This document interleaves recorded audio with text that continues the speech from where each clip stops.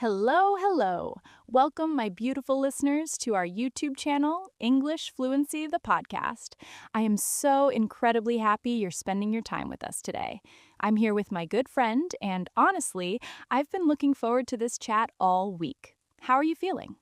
Hey, I'm feeling great. Actually, I'm feeling really energized because I've been trying to practice exactly what we're talking about today: healthy habits. It's so good to be back with our student community.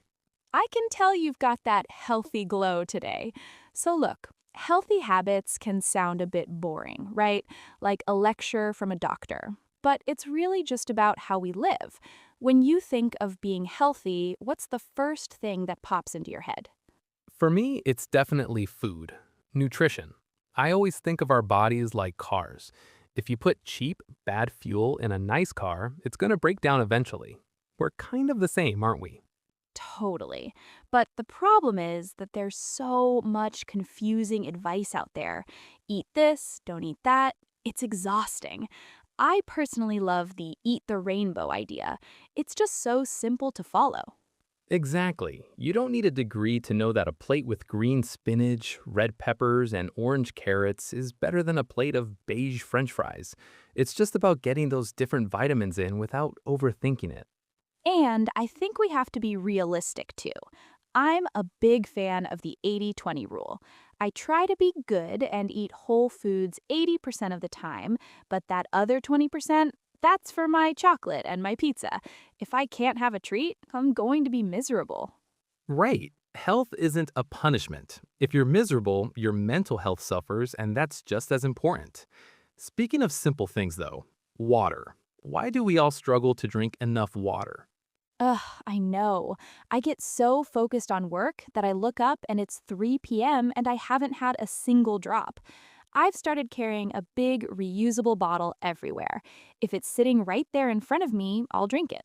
That's a pro move. A good tip for our students: if you're feeling a bit foggy or tired, don't grab a sugary snack. Drink a big glass of water first. Usually your brain is just thirsty. So true.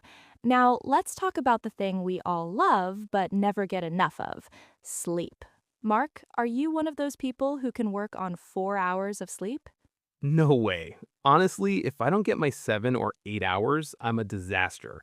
I'm grumpy, I can't remember my words. I'm basically a zombie. We too. And for our students, sleep is actually a study tool. Your brain needs sleep to lock in the new English words you learned that day. If you don't sleep, the words just float away. I never thought of it that way. Sleep is basically downloading the language. I've had to get really strict with my sleep hygiene. Dimming the lights, putting the phone away. That blue light from phones is a total sleep killer. It really is. I've started leaving my phone in the kitchen.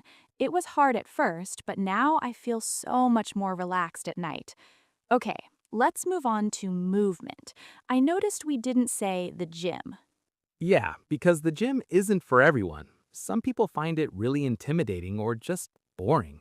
I think joyful movement is a much better way to look at it. I love that phrase.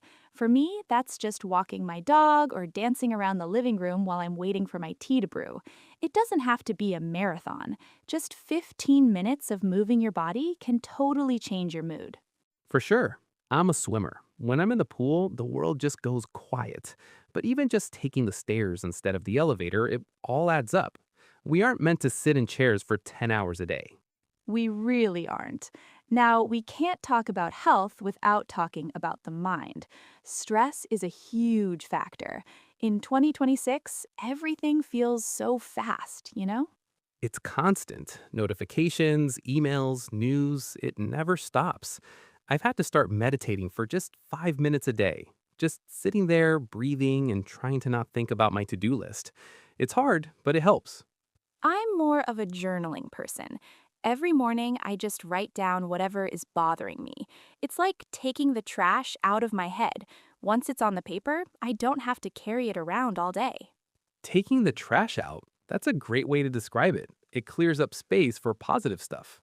Exactly. Now, the biggest question our students ask is, how do I make these habits stick? We all start strong on Monday, and then by Wednesday, we're back on the sofa with a bag of chips. We've all been there. I think habit stacking is the secret.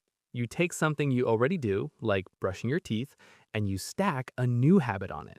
Like, while I brush my teeth, I'll stand on one leg to work on my balance. Or while the coffee is brewing, I'll do 5 minutes of English listening. It's so much easier because you don't have to remember to do it, it just becomes part of the routine. And start small. Seriously, don't try to change your whole life in one day. If you want to start running, just walk for 5 minutes. Make it so easy that you can't say no. Stupidly small. I like that. If the goal is too big, your brain gets scared and tries to talk you out of it. Totally. Well, we've covered a lot today. I think we should probably go over some of the cool words we use just to make sure everyone followed along. Good idea. We used nutrition, which is just a fancy way to talk about the food our body needs. And hydration, basically making sure you're drinking enough water so you don't wilt like a dry flower. I loved decompress. That's when you let go of all the stress from work or study. Everyone needs a way to decompress at the end of the day. And consistency. This is the magic ingredient. It's better to do 5 minutes every day than 2 hours once a month. Consistency over intensity. That's a great motto for English and for health. Well, Mark, I think we've given them a lot to think about. I think so too. It's been a long chat, but a really good one. Thank you for having me. Of course. And to our beautiful students, thank you for sticking with us. Listening to a long conversation like this is a huge accomplishment for your English. You should be really proud of yourselves. Absolutely. You're doing the work, and it's going to pay off. We believe in you. We really do.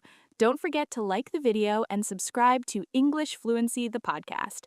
And hey, leave a comment. Tell us one healthy habit you're going to start this week.